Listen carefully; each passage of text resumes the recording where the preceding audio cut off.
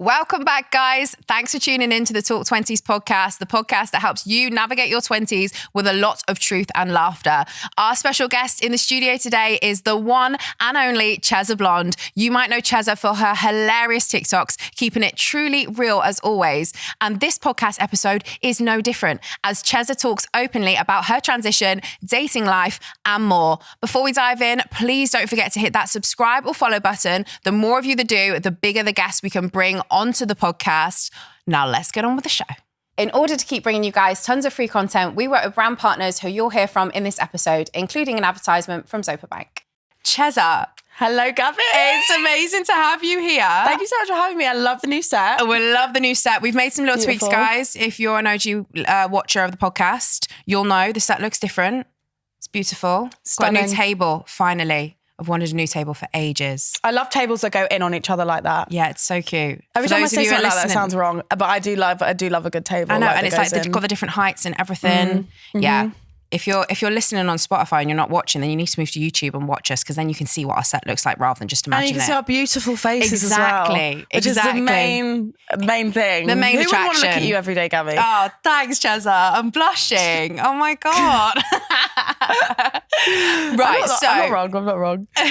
Well, can we just acknowledge your outfit today? Because I think you're the best dressed guest we've ever had. Well, I had to come and bring it. You know, I just had my hair done. I want to look cute for you guys. Yeah. I've loved your podcast for such a long time now, and I thought if I'm coming on the Talk 20s podcast, I'm going to look. And you banging. do. This jacket is gorgeous. Thank and the you. cowboy boots are beautiful. Well, I'm promoting Beyonce's new album, so that's why I'm wearing. Oh, love it. Love it. I actually want to rub those boots. They're insane. They are really comfy. Yeah. Really Where are they comfy. from? PLT. PLT. I think Everyone this go pretty on much mostly everything I'm wearing is PLT. Oh my God, pick PLT. I love them though. They're great. Love. Right. Well, we always kickstart the podcast by asking you to share a photo from 365 days ago that nobody's ever seen before. Now, if I know you, Cheza, you've got some great pictures on that phone. I've got some scandalous pictures. If I ever shared my camera roll, I feel like... Well, you have shared your camera roll with people you shouldn't have shared your camera roll with before. Yeah, well, we'll get into that in a bit. But now half of TikTok have all seen my designer vagina at this point. Have they? They've all asked. Well, I mean, every event I go to, most of them always... they'll ask or I'll offer, depending on how many drinks I've had. They'll say, "Can we see your designer vagina?" I'm like, "Woo!" I'm hopefully most of the time, like she's clean shaven, but you show them there live or a picture? Yeah. Oh, there and then. She in person. She looks photoshopped. Oh wow, she is stunning. I'm really proud of her. Wow. Okay. I mean, so why not? Well, show us your photo from this time last year. What are you going for? This time a year ago, I was living in London, and I feel like I've changed. Just to preempt this photo, I feel like I've changed so much since, I can't even get it up, since this time. It's not a video, it's not a photo, it's a video. Okay. So this is me walking down Cute. the tube, really tipsy after doing... After doing what? After doing a podcast, after doing Callie Sluzzer's dating show where I got picked last, so I decided to get drunk and I was upset. But as you can see, I am still wearing cowboy boots. No one's seen that apart from... And I just thought I'd do a little photo shoot on the camera. You're doing a little photo shoot on the that's quite good. If you start from the beginning, that's quite good actually. We press and play? Yeah. Play. Oh, stunning. You can tell I was a little bit tipsy, but do you know what? It really shows these how with much Georgia I've so she changed. can show everyone on the Yes, I will. on the edits.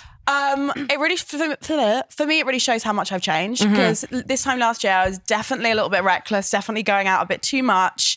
I've moved back home to Brighton, really trying to settle myself down a little bit. So it's kind of nice to see that I've grown up a little bit more. I'm nearly 23 now. I was 21 then. Like I feel like a bit more of a grown woman now. I've got my ducks in a row, as opposed to back then I was kind of all over the place, really. And did you go out because I feel like a lot of people, because you're how old now? 23? 23 next week. 23 next week. Okay. Pisces. So if you're 22, 23, you're when you turned 18, was that middle of the pandemic? Or around about that time? Were you, did you go out before the pandemic? I shouldn't really ask you that. I did. But no, I was 19 when the pandemic happened. I just turned 19. So I had a year of going out. I never really did the fake ID thing. I think I went out a couple of times with the fake ID, but then I was quite shy as a kind of late teen. I was really shy. Shy? So shy. Really? Completely different person, was so unconfident, never really knew what to wear, it was never like a young, I don't know, I just never had the confidence really. But then I turned 18 and everything changed. I started to go out, have fun. And then obviously lockdown came in 2020, I was 19. So I spent, 19 and 20 all in lockdown. Yeah. So that was very weird for me. And then as soon as I started, and then obviously lockdown stopped after the last lockdown, it all stopped, but I was already on social media at that point and I already had grown quite significantly. So I never really had those years of going out being a bit crazy and kind of not worrying about it. But now, if I'm going out and being a bit woohoo over the top or whatever, I do social media, and if people see me do that, it's a bit like, oh God. Do you worry that people will see you? Now I do, yeah. Yeah. And I think it's more the case of people won't want to work with me if I'm going to come across as someone like that. That's why I've calmed down so much, because, I was 22 and going out a lot and living it up and doing my thing. Just moved to London, just had my surgery. Yeah. Obviously just gained a good amount of followers on TikTok. Yeah. So I kind of went a bit crazy almost. It was a bit much to kind of process. So I did go out quite a lot and have my fun, and I wasn't too bad. I feel like we've all got to do it. It's like a bit of like a rite of passage. But the reason I asked that question is because I feel like a lot of 20-somethings didn't get that rite of passage because they like went to uni or they started going out into the pandemic. And I think that's obviously. So I missed out such a chunk of time, like a real chunk of kind of being a bit whatever, reckless and having fun. But I feel like, I still go out occasionally, but I'm definitely a lot more calmer now. Sensible, Cheza. Yeah, I'm a sensible girl. Last year was my hot girl summer year, though. I had my fun last year. It was great. Love it. Where does the name Chezablonde come from? The name Chezablonde comes from, I still have this friend. I have my next door neighbour. Her name is Charlie. Shout out to Charlie. I love her. Love you. So her name's Charlie and her nickname was Cheza. And when I was younger, I don't know if you remember, do you remember Stardoll? No. Do you remember Stardoll? Georgia Stardoll was so good. It was basically like the girly pop version of Club Penguin, right? In my mind. Oh. So much fun. You could just dress up. I do remember Club Penguin. I never had Club Penguin, but I had Stardoll for years. And my name on there was, I used to love the name Cherry for some reason. I don't know why. So I kind of took the name, I was like 10 at the time, because I never really liked my name. This is before I had come out as trans, so I was still technically living as a boy, even though I had long hair and I wore makeup and wore girls' clothes.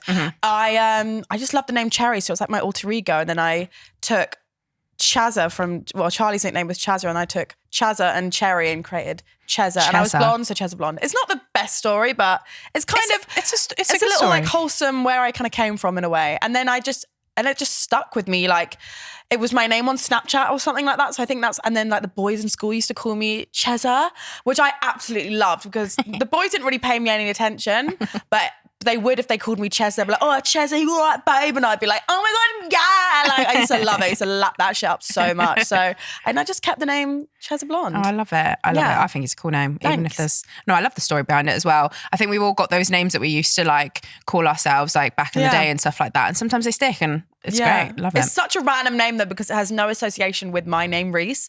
Like, I do go by Rhys my every day, and a lot of I do have some friends who call me Cheza, but most of my friends will call me Rhys. But yeah, no, it's interesting that it's What do you so prefer different. being called? I don't mind. You can call me Cheza, you can call me Rhys. Yeah, I don't mind. What were you like growing up then? Because you said that you were sensible, but like and a little bit quieter. Did you mean as that? opposed to going out? Okay. Yeah, I was shy around boys. Definitely shy around boys. So when I was really young, so in primary school, I was very quiet and very on my own. I didn't really have any friends. I was the weird kid. Like, I had a couple of friends, but I never like used to go and hang out with people, or like my weekends would be me in most of the time. And I was quite lonely, not to be too deep, but I was. I think because I was technically back then a boy dressing as a girl, and no one, even in Brighton, no one had ever really seen anything like that. And even though I went to quite a woke primary school, it was still quite different for me, and it was definitely difficult. So I didn't really have any friends in primary school. And then in secondary school, my primary school was huge. So in secondary school, literally half of my primary school went to this secondary school. Yeah. So I was known by half of the year. And then I just kind of... Do you think that helped? Yeah. Like that they already knew you, so like you didn't have to kind of like, hi, my name's Rhys, exactly. It was a lot easier. But then obviously there was a lot of rumours about me as well, because I was the only trans person there. And then I came out as trans in like my first year, and it was like a huge thing, because no one else was in year 7. Wow. Yeah. So I was known by not just my year, by the year above and the year above that, and like most of the school. And I went to a big school. So that was really weird, from being someone who no one knew to then instantly everyone knowing my name in about 4 months of being at this school. And that was a bit crazy. And that definitely got to me in a sense of being like, do you know what? Everyone's got this opinion about me. I don't give a fuck. I'm just going to be myself and confident. And I was like, secondary school was just me being completely unapologetically me. I wouldn't care. I would walk into school with the craziest makeup, big hoops. Like, I did not give a toss what people thought of me. I was so confident, and I loved that about myself because I didn't really care.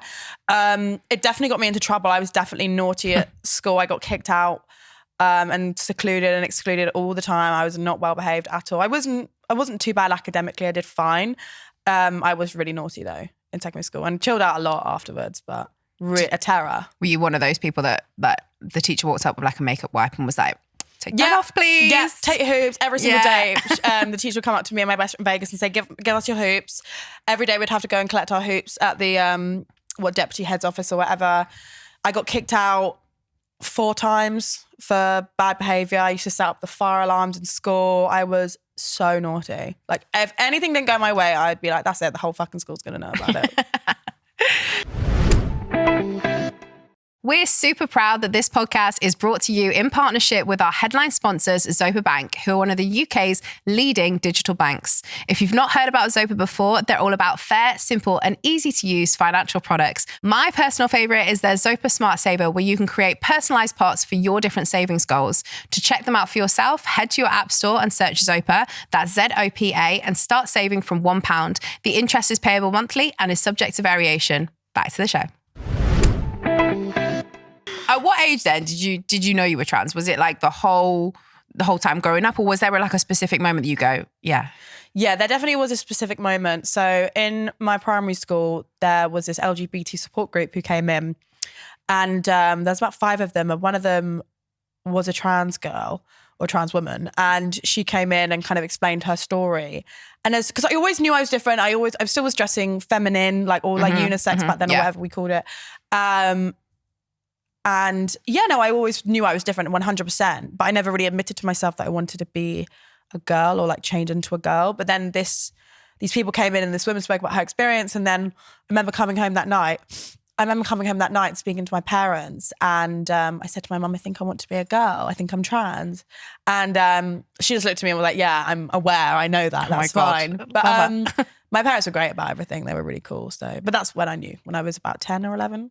And do you think that's made a huge difference? Because obviously, like, to be in such an accepting, like, loving family, like, surely that's helped you so much across the years. Like, 100%, yeah. I'm sure it's difficult for those who don't have that support. I mean, it's difficult anyway, transitioning at a young age or any age. Yeah. And I'm so grateful and very aware of the privilege I have that I've got, you know, accepting parents, and I was brought up in a place where it is moderately accepting. It's okay to be who you are, and it's okay. I grew up in the gay capital city. Like, I had everything. I mean, obviously it wasn't easy growing up a trans person, but as growing up as a trans person goes, it was a lot easier compared to so many other people that I know who had a really difficult time with it. So I'm very aware of how lucky I am, definitely. And what's been your experience then from since 11 to now at 23? Like, what's been... Oh my God, where do we start? With what? Relationships? Life? Well, everything? The whole process. Because obviously once you've realised, you know, I'm trans, you had that conversation, you then went to the NHS.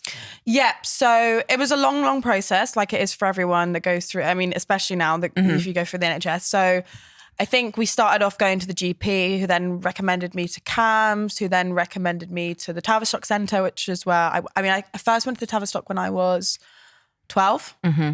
No, that's a lie. I was like 10, sorry. I went to the Tavistock for the first time when I was about 10 or 11, as soon as I came out pretty much. And then I got on testosterone blockers when I was 13, just turned 13. I got on the testosterone blockers. That's so important, isn't it? So important. I mean, I'm so lucky that I was able to get on them, because now it's illegal to take them before the age of 16, I believe. That's crazy though, because God, like if you're, you know, that's 6 years is a long time from you obviously realising 10, you're like, this is me. Like, and to have, if you'd have had to wait to 16, like that. Well, I would have gone through male puberty. Yeah. And it's so much more difficult to transition if after you've gone through puberty, because you have to go back and change things and maybe have surgery and do all these things, and that's so difficult. So I'm so lucky that I never grew facial hair, I never grew an Adam's apple, my voice never dropped. So those things, which for trans men and women, it's so important to stop that happening. And the thing about blockers is they're completely reversible as well. So if you stop going on blockers, you will eventually go back into puberty, and they're very harmless as well. They just literally they just stop your testosterone from coming through. And it's just wild to me that it's not okay anymore. There was a whole huge thing about it. There was a massive lawsuit, and obviously as a gender identity clinic, they're not well funded at all anyway. No. So to kind of bring them down in that sense, I think it's just inner transphobia and people just being so uncomfortable with it. It's all really sad and it's all really awful. And I know so many people who I'm personal friends with and who I know, and family friends, and so many people who are trans who, you know, it would have been made their lives so much easier if they went through that before they went through puberty. But unfortunately now it's not the case. So I'm, again, so lucky that I was able to do that before I went through puberty. No, absolutely. And I think it's really difficult, you know, knowing that the lives can be changed by something like this, but it is such a conversation in like government and politics, and people just think that, you know, they can make decisions that, you know, without kind of consulting, you know, people who've been through it. It's these people making decisions who've probably never even known a trans person in their life and never lived any sort of life that isn't just privilege and just everything going their way for them. You know, these are real people's lives, and, you know, gender dysmorphia is a real thing. It's it's very intense and it's a very hard life to live, and to even choose to transition because you have gender dysmorphia is a real big step. And I think that these people just have no idea what they haven't even got the idea of how difficult that can be. So, you know. But you have gone all the way to get surgery and everything. Yes, I have. Exciting. Very exciting, yeah. What was that process like? Because I can imagine that's not been a breeze. No, it definitely was not a breeze. I mean, I remember getting the call actually because I was referred to get my surgery when I was 18, just as you would if you wanted the surgery. That's how you would go through it. I think I got maybe referred at even 16 for adult services. But anyway, so I remember getting a call one day, and I was 21. And I remember them calling me, and I just came. I was 21, and I just came back from doing training and hairdressing in London. Hair's looking gorgeous, by the way. Thank you. So I was sorry, I'm going a bit off. What was I doing? So yeah, it was so random. So my life literally completely changed from this phone call. So I was training to be a hairdresser. That was going to be my life. My followers on TikTok were fine, but I was nowhere near enough to quit and start doing social media full time. So I get this call from the hospital and say, "Hi, Rhys, we're ready for you to come in for your consultation for your surgery. Hopefully we'll be able to do it in about 2 months." Wow. And I was like, oh because I've been waiting for so long, and I just was not expecting that call. I hadn't called up and reminded because I've been on the waiting list for so long. I just haven't even thought about it. I was like, don't even know. So I get that call, and I'm like, oh my God, my life is about to completely change. So I had the surgery. 2.5 hours long, so much quicker than I thought it would be. 2.5 hours? That is crazy. 2.5 hours to have a gender assignment. I thought it was like 9 hours. Yeah, like, I would think it'd be way longer. So quick. Like surely if it's that quick, then it must be like relatively straightforward. Like I think it is actually relatively straightforward. It's not. It's a complicated surgery, definitely. This is me generalising. I've watched too many Grey's Anatomy, and I think I can do it now. I'm like, trust me, same. I'm like, right, bringing my Jackson Avery into the room. No, I think it's not complicated, but I think if a surgery takes, I don't know, I'm not a surgeon, and I really don't wish to be one. Did you understand the process of what they were doing when you were doing it? Like, did you watch? Understood more afterwards. Okay. So anyway, I wake up from the surgery full of pain meds. I'm like in shock. I'm like, what have I done? What have I done? Because it's not really the pain, you just feel so different, and you know your body's been like, the only word I can say, it's such a terrible word, but like finagled, and you feel like wrong almost. And it feels so weird to say that because I don't want to like come across as thinking that I regret it, because I don't regret it at all. But at the very beginning, I was like, oh my God, what is this? What have I done? Oh my God. Yeah. It's a big change. It's massive. It's a huge change. And I wasn't allowed any so I had 7 days in the hospital where I was dealing with everything. So I had like catheters in, I had things inside of me. I had so much stuff going on. I was like pumped full of morphine every 2 hours. I was given diazepam. I was giving so many I was giving so much pain medication because it was just so, it was really painful. And I wasn't getting any visitors, and it was a really intense six or 7 days, like very, very intense. I came home and I was fine. Still on, I think, codeine or something, but it was a really difficult 7 days definitely to recover without having any family or friends there. You know, I was just there on my own. Why were they not allowed in? Or? It was 2020. Oh, that time during COVID. Yeah, when it was so a bit it was just like the last kind of inch before. To have to go we were through still that wearing like, on masks your and own stuff. as well. Like, yeah, it was difficult. That's a At 21. lot. Like yeah. mentally, what happens in that week? Like, or do you not remember a lot of it? I remember just feeling. I felt very proud of myself, and I felt very accomplished, and I felt very like after the first day, I just felt ready to get better and recover, and all you want to do is get better quickly and like heal quickly. That's all I was thinking about. And it was so uncomfortable. It was less painful, that it was just uncomfortable, and it just was not it just wasn't the best, really. I'm not gonna lie. I just remember watching Toy Story and just watching Disney Plus. And thank God for Disney Plus throughout my surgery, because I was just like reliving my childhood, just watching every single thing on there.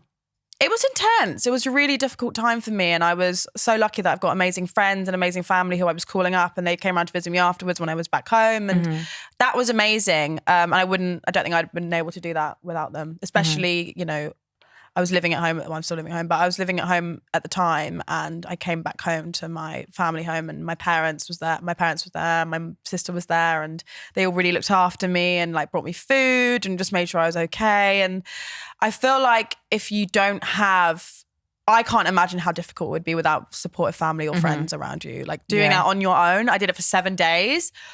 To do it for any longer than that, I don't know how I would have done, because, and I was still calling them every single hour as well. So I can't imagine how difficult that must be. And how soon after that, like, did you, start to feel like a sense of normality, or kind of a sense of like, this is me? Like, when did it all settle down? A month and a half, I'd say. I started going out after 2 weeks, I'm pretty sure. What the heck? I was Are you crazy? unhinged. Yes, I told you. I guess you just were like, woo. Well, I was like, I have a vagina now. Yeah. I'm going to go out and How quickly did you use it, Cheza, in that way? Like 8 months. Oh my God, it was not instant. I think it was more the idea of having it. I was excited. It wasn't like I want to go and have sex right now. Like that would have been a bad mistake. I do have a friend though, who did have a surgery a little bit later than me, and she went out and had sex like 4 weeks afterward, and I was like, are you fucking Surely insane? That would hurt. Like, she said it was fine. What's advised? Like, how soon can you like? They have normally sex? say like 6 months. I'm pretty sure. Well, I think they maybe say 3 months. I can't remember. I was on so many drugs at the time, and like, not as in pain medication. Yeah. But how soon can you do? Can you like piss normally? Like all of that kind of stuff? No. Oh no, that was terrible. So this is so bad. So after it was like 2 weeks. This relates back to why I sent the photo to the doctor. So basically, I was having a lot of trouble weeing, so I really needed a wee, and I couldn't get anything out. Yeah. And I was like pushing, and it was like horrible, and I was like bleeding loads. It was really unpleasant. Yeah. And that's why I was sending photos of my vagina to the doctor, and that's how I accidentally sent that photo to the wrong person. And tell the full story now. They've got it. Well, if no one's seen this TikTok, tell the full story, Cheza. Even though it went completely viral, and I've spoken on TV about this, but basically, if you're new, I was sending photos of my very fresh out of hospital open wound, TMI vagina to I thought was the deputy or the doctor or the nurse or someone, I can't remember her name. I think it was Debbie. Hi, Debbie. And I got her email. She goes, send me these photos. And I was like, okay. So I called her up and I was like, Debbie, I've sent you like 3 photos I've sent you 3 photos every day for the past 5 days. Like, you haven't replied at all. And she's going through her emails and she's like, no, nothing. I was like, so you haven't received any email from me? And they've all had sent, and none of it went to, because you know if you send a rogue email, it's like a wrong email address, it will send it back. Nothing. I was sending photos of my bare, brand new raw pussy after 2 weeks of surgery to a random woman on I don't know who she is. God bless her though if she received that, because she must have gone freaked the fuck out. Whoa! Because everyone was saying on my comment section, like, oh, they must be lucky. I was like, no one wants to see that. It wasn't like a cute little nude. Like, no, it wasn't anything like that. It was really unpleasant. Hilarious though, and it did make you go viral. It did make me go viral, and then my followers viral. just jumped very quickly, and then I was able to quit doing my full-time job and be able to do social media So, full-time. I mean, you win some, you lose some. Exactly. You really do win some, you lose some. It's very true. So let's talk dating then. How's your dating life been? Like, my dating life this year already has been something. I was seeing someone I was speaking to someone for a little bit. He was a bit older than me. I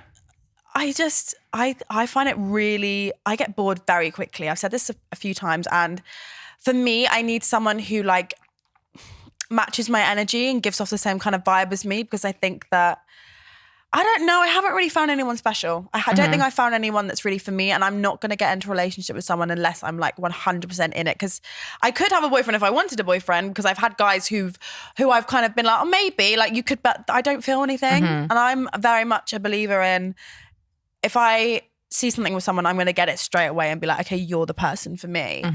So dating's not really, I mean, I'm open to getting to know someone. I'm not. She's available, everyone. It's what she's trying to tell you is she's available. I'm single. I'm ready to mingle. But I check out your DMs after this podcast. Chezablonde on Instagram. I don't really reply to my DMs though from boys. Rarely. Has anyone famous ever slid into your DMs? Should I ask that question? Maybe. Yeah, I've had a couple of people slide into my DMs. I mean, no one like amazing. No one like, if it was like, no one like Drake or anything. Whoa. Go back. You told me about someone in the train station that we both said is attractive. Oh, so... I don't know if you're allowed to talk about that. No, I've had okay, so I'm not going to say any names, but I've had a couple of Love Islanders secretly DM me and definitely speak to me. But to be honest with you, I've had quite a few Love Islanders who I've spoken to, but I don't think they would ever admit to speaking about it publicly, which is such a shame. And I don't want to out anyone. No, fairs. Because like, it's such a stigma, even though it shouldn't be. A lot of people, I don't want to be that girl to be like, yeah, he's into trans women without him, you know, I don't know. It's a really complicated. Do you find that difficult then? Because I know you said on other podcasts that you find that like some guys fetishize you. Yeah. Is that the right, how you say it? Fetishize you? No, exactly. And that's the thing.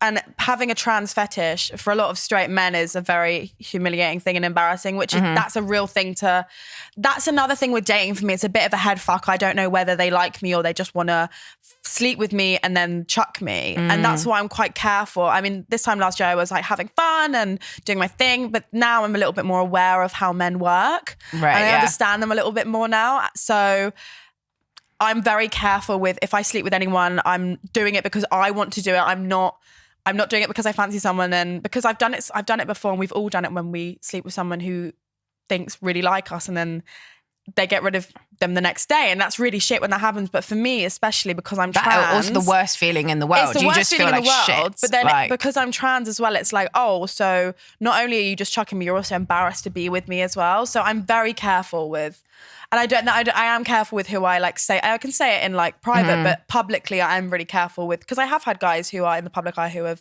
DM'd me and I've been with them, whatever, but I don't like to name drop them like that, because then that puts them in an uncomfortable situation, and then they could say I'm lying and be like, oh, look, and there's another trans girl trying to use someone else's name for clout, which I don't want to do. No, fairs. She's big in her own right, everybody. I am my own self. I don't need to carry off anyone's back. So you've got some, we asked you about any funny stories when we chatted to you about the podcast. You said you've got a funny Joe Lycett story. Oh my God, yeah. So when I did Joe Lycett's, I think it was 50 years of Pride anniversary thing, and I spoke about the pussy photo going viral. Joe reached out to Joe somehow reached out to my ex-flatmate now, one of my best friends, Jack Riddle, who, anyway, he got in contact with him, and I was able to go and do this Pride thing. And basically it was like a live TV show thing with Joe. And he was honestly the nicest guy I've ever met in my life. He strikes me as a really nice guy. Oh, he's just so funny and so lovely and so welcoming. And anyway, so after the show ended, we were all kind of drinking throughout the show, and then he took us all to we went to 5 different clubs that night, all of us all together. And Joe took, I think we all went out to the main thing afterwards where everyone was there, the Heartstopper cast were there, and all these drag queens that I've kind of admired for years. This is when I first started kind of coming into TikTok as well, so I didn't really know anyone at the time. And Joe was there and we had a really nice chat at the bar and it was really fun. And then I saw him like 2 hours. So basically I saw him 2 hours later. At this point, I am fucking steaming. I am absolutely, I don't even really remember it, but I just remember being like, it was my first night out. It was in Birmingham. It was my first ever time in Birmingham. Birmingham was I don't think they would let me in since. It was a great. Birmingham is the best night out. It's a The really gay good clubs are night. just a strip of just clubs along the things. You just Broad go in every Street. single one. Yeah. Yeah. So much fun. So anyway, I was really, really drunk and I thought and I just had my surgery. I had it like 2-3 months ago, 3 months prior. And I thought, either way, I'm going to go in the fucking urinal. So I pull my pants down. I'm like going like this in the urinal, like with my full fanny out, like men are walking in and then closing the door. And I piss on and I weed on my thong.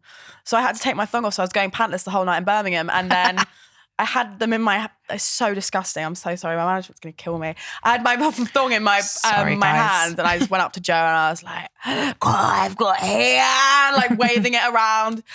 Joe was in his own world at this point, but I remember just like chucking it into a bush somewhere and just leaving my thong. Somewhere in Birmingham. Somewhere in Birmingham, there's a strawberry cotton thong that's probably been like, it's probably decomposed now or something like that because it's like 2 years ago. But I loved that thong as well. It was gorgeous. It was like those little Primark packs one, which actually are so comfortable. And it was like a nice Primark thongs. Primark you thongs cannot. are the best. Yeah, they're the best. Let's take a quick pause for a second. If you're an OG listener of the podcast, you'll know I haven't always had the easiest ride with my mental health in my 20s.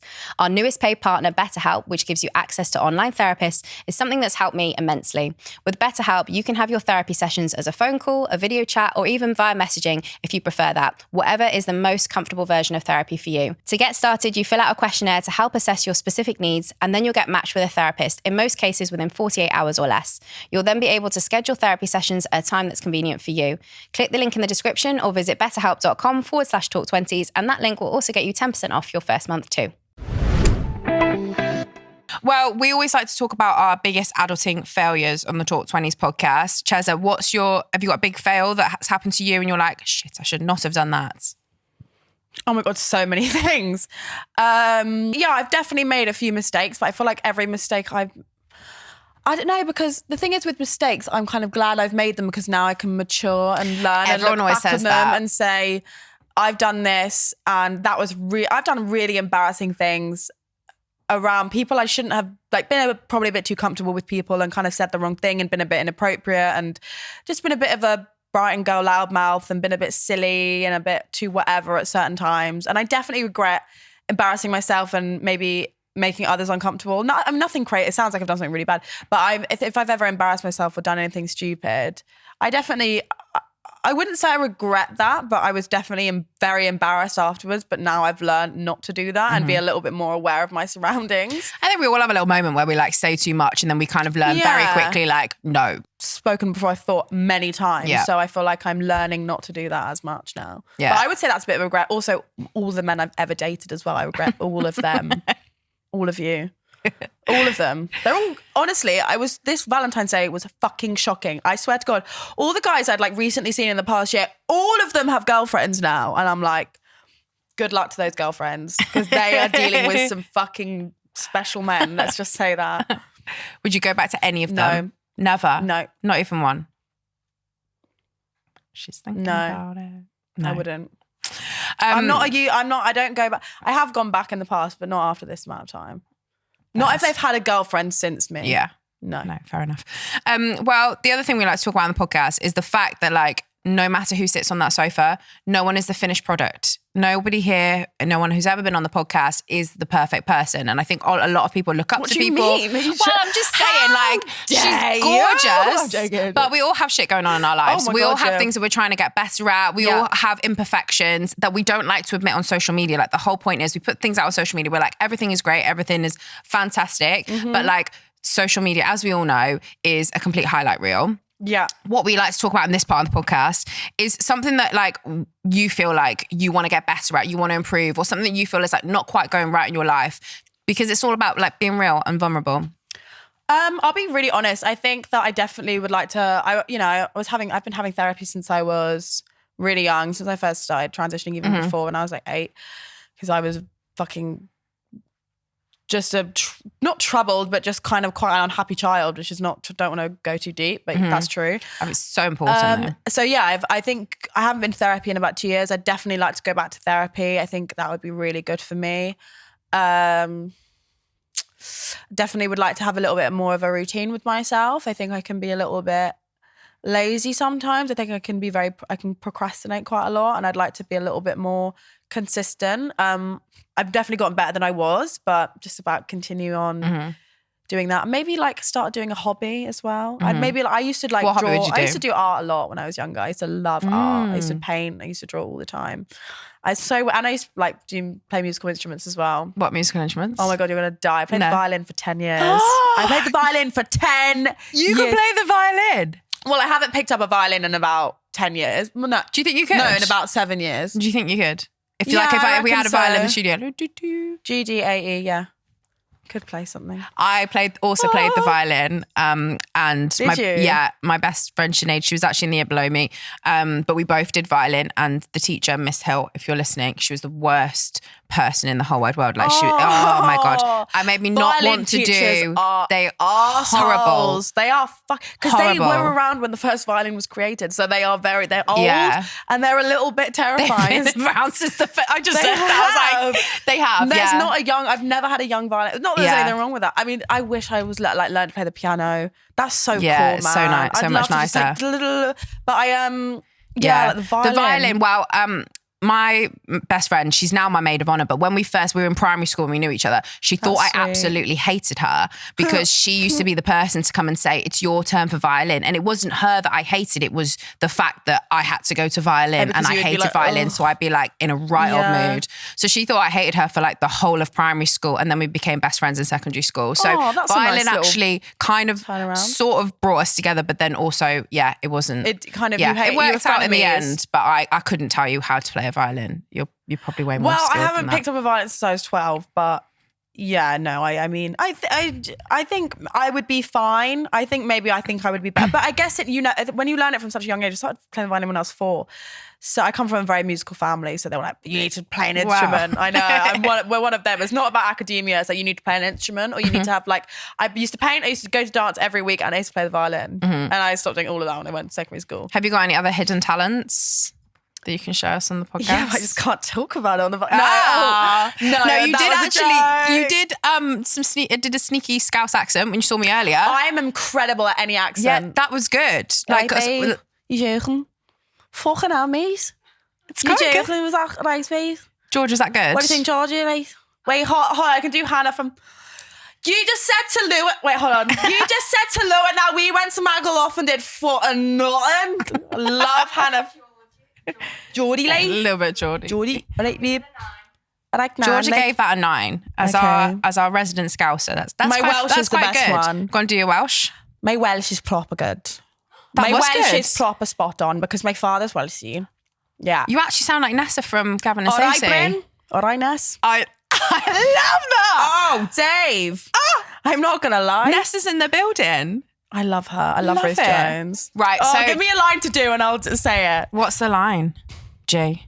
Right, so Cheza, I'm in a bar. Okay. And you've got to come up to me and flirt with me. Okay. And I'm trying to think of you got to do it in lots of different accents. So the first, what you can, hi. All right. Did you hurt your head? Did you hurt your head? Oh, I can't do it now. Hold on. Did it hurt when you fell from heaven? The Welsh accent isn't, I'm doing like a really Southern Valley Welsh accent right now. Like, all right? Because my dad's from the Valley, see, so they proper speak strong like that. That's really good. Like, my dad's French, so I just do like a really, he still speaks, so he'll be like, Gaby, pass me that piece of paper. Oh, that's so good. That's my dad's accent. Oh, so we're just copying our dad's accent now. I know, right? No, he speaks like he's lived in the UK longer than he's ever lived in France, but he speaks English with the thickest French accent. Does he also hate English people as well? Like, he does not. She's quite tolerant of us. Oh, my dad's fine now, but like he was so, I think